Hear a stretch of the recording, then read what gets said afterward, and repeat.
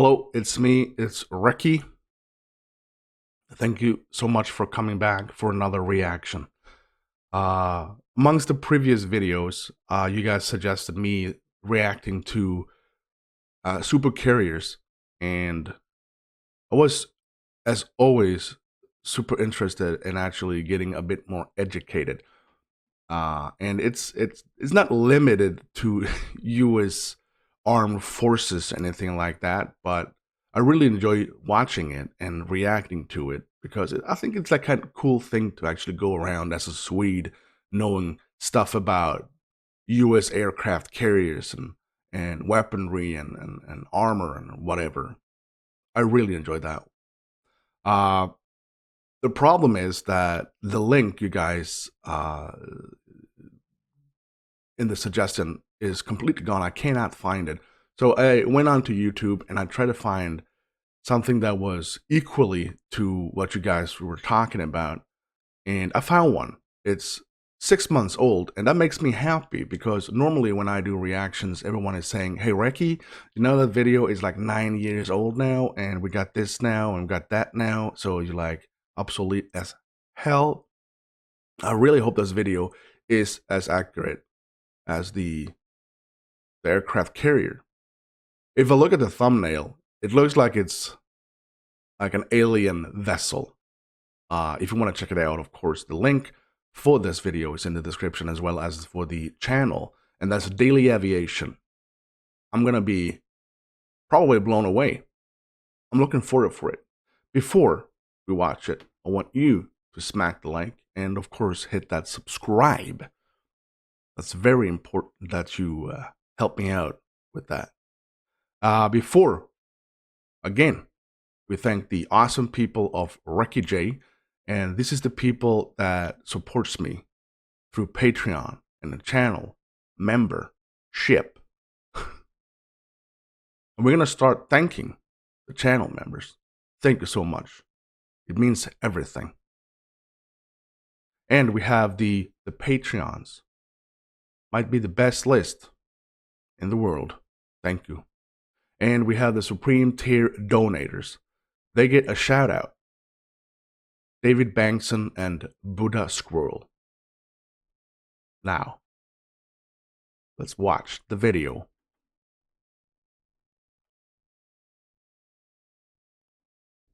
In the early 2000s, the United States government decided its current fleet of aircraft carriers were not going to be up to the In the early 2000s, the United States government decided its current fleet of aircraft carriers were not going to be up to the task of defending American interests overseas in the decades to come. They wanted a carrier fleet that would be faster, bigger, that would be capable of launching and receiving hundreds and ultimately thousands of aircraft every single day, no matter which direction the wind was blowing, once all the new ships had been deployed. They wanted more advanced systems to detect and destroy the enemy faster. The new design would use less crewmen and incorporate significantly better survivability systems with less maintenance and ultimately a much more reduced lifespan cost than the Nimitz class it would be replacing.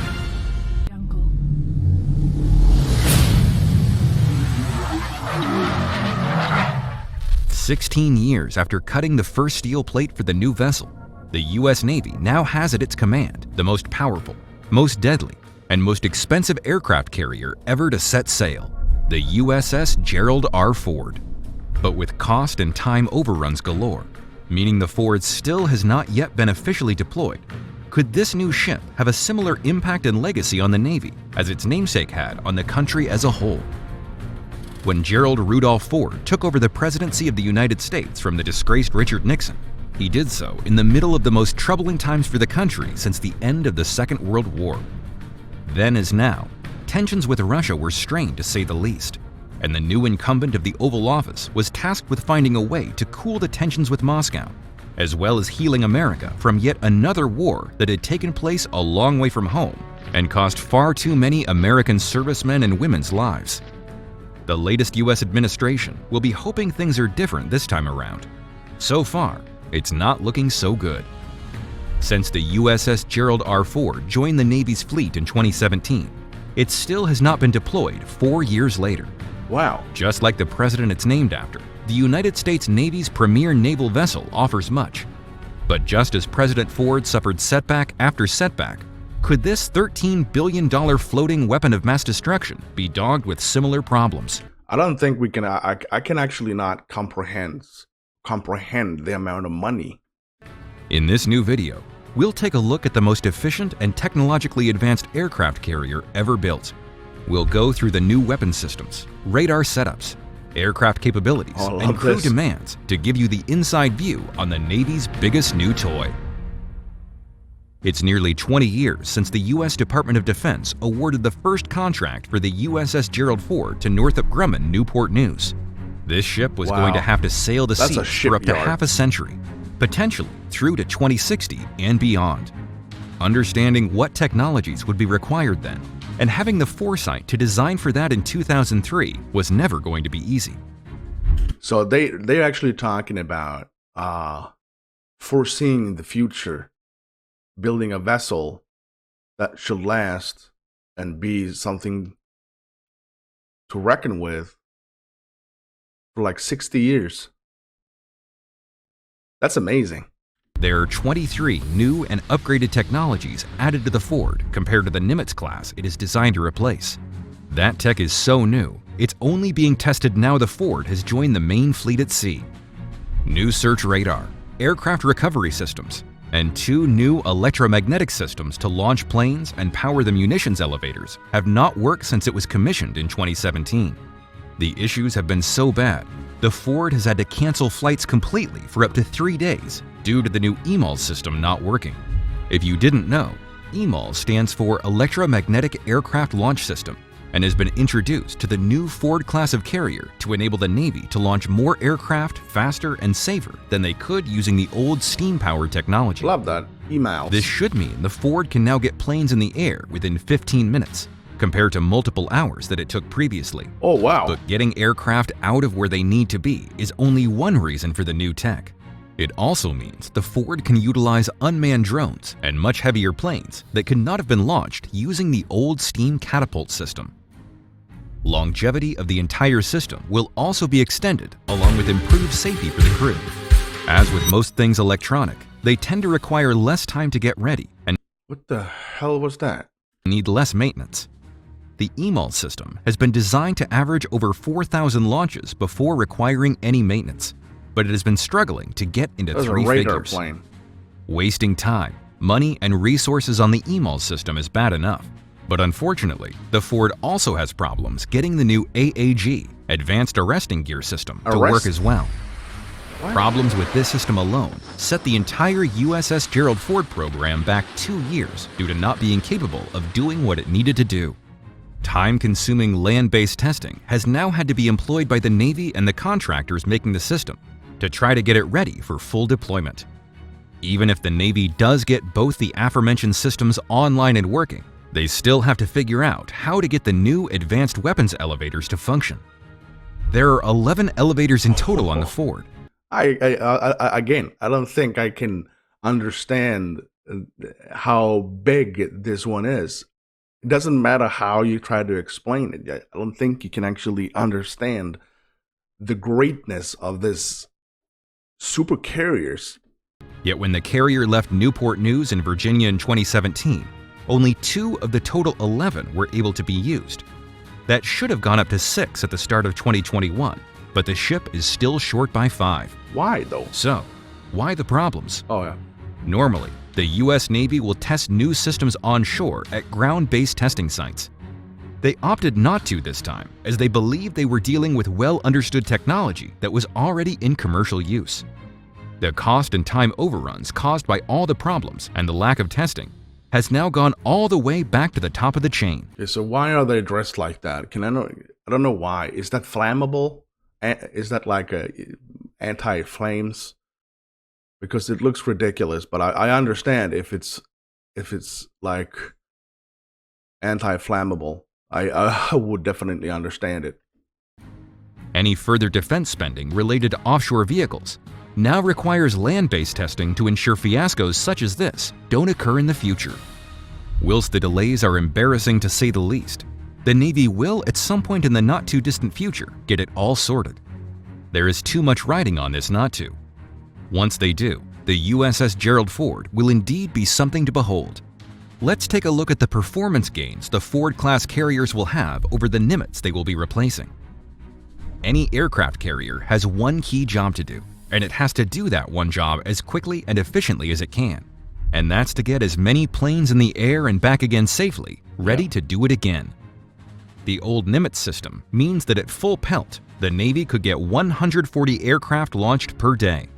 The Ford has the capability to increase that to 160 sorties without breaking a sweat, once everything works. But this can be increased to 270 per day under battle conditions. That's a nearly 100% increase in sorties each and every day. That's why the new electromagnetic launch and arrest systems are so key to this new class of carrier. Without them, there's no way the Ford could launch so many planes and get them back safely. Historically, any battle situation has inevitably resulted in the loss of human life. As time goes by, increasing numbers of missions are being flown by unmanned drones in an attempt to reduce that potential loss of life. Utilizing drones on an aircraft carrier up until now had been difficult, but the Ford will now be able to use a whole range of unmanned aircraft to complement its manned missions. Any aircraft, manned or not, is likely to need some form of weapon and/or fuel. Getting that to the right craft at the right time and in the right place is going to be key to getting the Ford up to the number of battle condition sorties should the need arise. New forms of automation and redesigned logistic pathways mean the Ford is able to move fuel, craft, and munitions far more efficiently than the Nimitz ever could. That being said, having the ability to launch the number of aircraft the USS Gerald Ford is able to would be irrelevant if it didn't have the capacity to store the number of fighters, bombers, choppers, radar reconnaissance planes, and drones it will need if that battle readiness is going to be achieved. So now the island has been... So in my mind, it's like 100% upgrade from the Nimitz class to the Gerald R. Ford. Of course, there's going to be some major issues. You got new technology probably not tested by any nation ever. But if they can fix the issues, I don't know if they have, because like I said, this video is still 6 months old. Let me know in the comment section if there's any progress of all the malfunctions and the hiccups that they have on this aircraft carrier. And again, thank God, Sweden is homey with the States. Moved further back along the deck. The bridge has also been moved, whereas before it was located on the island. It has now been moved to a lower deck location. Oh. The Navy has also taken the opportunity to upgrade the radar and detection systems on board the Ford. This means the older Nimitz-class ships would have had to utilize around 6 different radar setups to accomplish what the Ford can do with only one. This now means the island is much smaller than before, creating more deck space for more aircraft and easier movement. Plus, it cuts down on the Ford's radar signature. Whilst it's by no means a stealth ship, it's a lot less visible than any previous aircraft carrier. It also means that the Ford is much more stable, with a significantly reduced center of gravity than the Nimitz. So should it need to maneuver quickly, it can do so without fear of rolling and capsizing. God. Of course, all the increased tech and electrical powered systems need more power. Using a single nuclear reactor in the same way the Nimitz-class ships have done in the past just would not have provided the power required. So the Navy has installed 2 smaller reactors that are more than capable of providing not only the power the Ford will need now, but also what is likely to be expected in the future too. You may be thinking that all that technology is great, but doesn't that mean more crew and increased maintenance? Actually, no, quite the opposite. Reported headcount for crew is said to be 20% less than that required by the Nimitz. That's the point for all the automation and electronics that have been designed into the Ford. So basically, most of the things, like 20%, is automated, and it's insane. I really want to know how they actually was thinking when they tried to foresee 60 years into our future and what allied forces we'd be up against if there's the need to wage war again. What a job. Just need to get them to work. Similarly, the new reactors require less looking after too, regardless of being more powerful than those on the Nimitz-class carriers. All this means that while the headline cost of the USS Gerald Ford is an eye-wateringly high $13 billion, It's insane. over the course of its lifetime, the Ford should cost around $4 billion less than the ship it will be replacing. Maybe Gerald Ford, the president, just needed a little more time in the same way the US Navy is slowly but steadily. Is he behind the project? Was he behind the project? Was he the one? Because there's a lot of talking. I know he's a former president, and the vessel is named after him. But there's a reason why. Maybe I missed it. Maybe I'm just stupid. But I can't understand why he is so involved with it, unless he was one of the individuals behind the big project, making the new Ford-class carrier everything they want it to be. Thanks for watching. Oh my God, hit the that big was red insane. subscribe button, ring the bell to stay notified, and feel free to give us a thumbs up. We'll be back soon with our next video. Okay, so the video was very informative, definitely, but it wasn't that kind of information that I wanted. It was a lot of technical, and was maybe I'm gonna even say it was a few technical. I'm a bit of more when it comes to stats, how many people work on it and stuff like that. So that's what I'm talking about when I'm talking about the link that I kind of lost. So please send that again. I really want to get to know life on super carriers even more. It was a vague video in my opinion. This was a huge upgrade, 100% from the Nimitz class, definitely. But it was not informative as I wanted to. But either way, it was a fantastic video, and I love watching it. But it's kind of hard to get a grasp on how really big it is. I mean, I don't know. We don't have any carriers in Sweden, so what? How would I know?